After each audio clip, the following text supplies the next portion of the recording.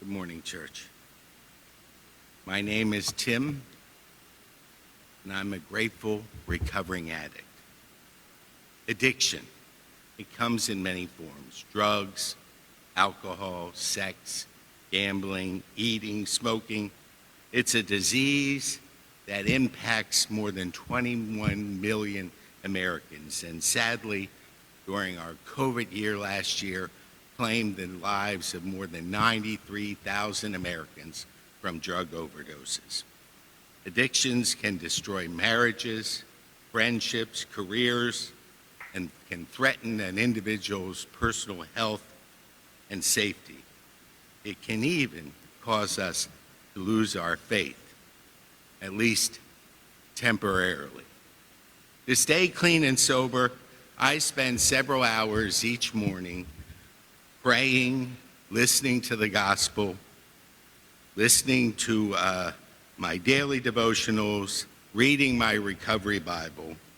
And my most favorite daily devotional is the Upper Room that Pastor quietly slips to me every 2 months.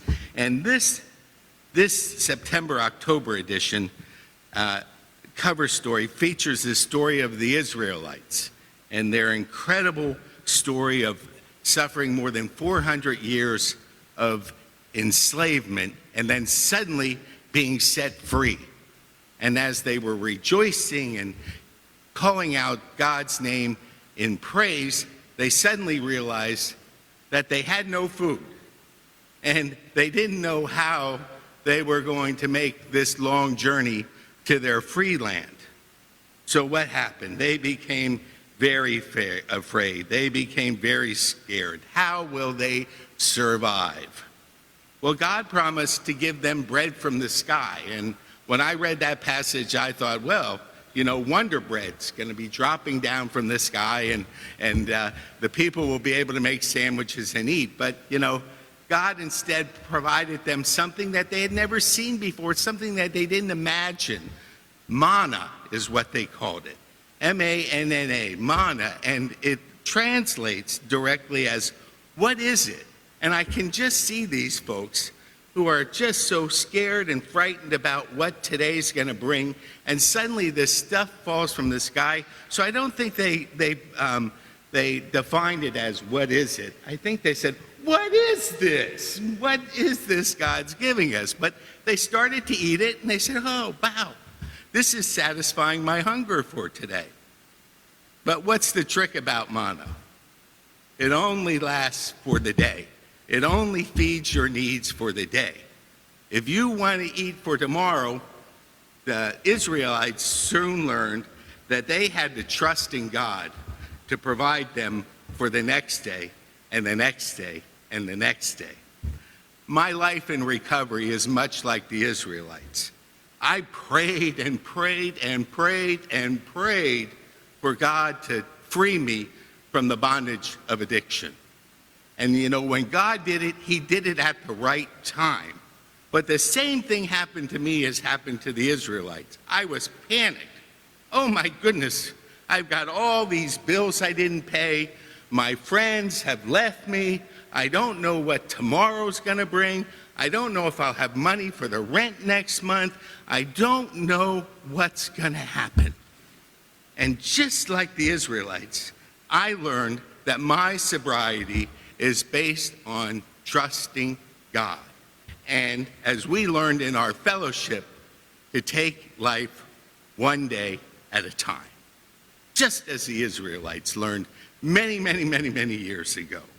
Author Cody Miller, in the whose picture appears on the cover of the Upper Room, says that any grace that happens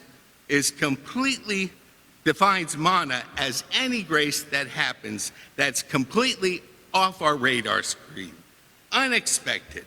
And it can also be whether it's grace received or given. What about that?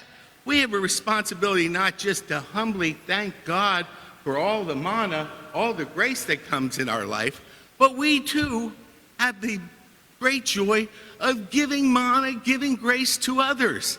That's the whole beauty of God's gift. So each night, I don't do a gratitude list anymore. I do a mana list. I not only list all the things that I received in grace from God, but I also list the things that I have given others. Wow. Sometimes, I don't give as much as I normally do, but that's the key to faith, is to give in good times and in bad times. And we know that we've all come through both of those. So what I want to talk a little bit today is by this offering that we're about to take for this church. It's an opportunity for each of us to find grace in giving, right? So I encourage all of you out there in cyber world and our friends here at worship to take time to do some unexpected giving to the church. Give a little bit more than you normally do. Go ahead and click on that link and send God some glory through your unexpected grace in giving. Our communal giving ensures that everyone can enjoy the wonder of God's grace. When we do it together, we help the world, one day at a time. So please join me in a moment of silence for everyone who is suffering from the disease of addiction, and then I'll close with the serenity prayer.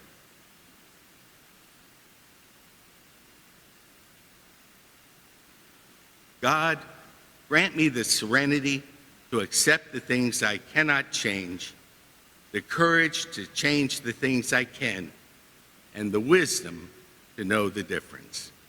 Amen.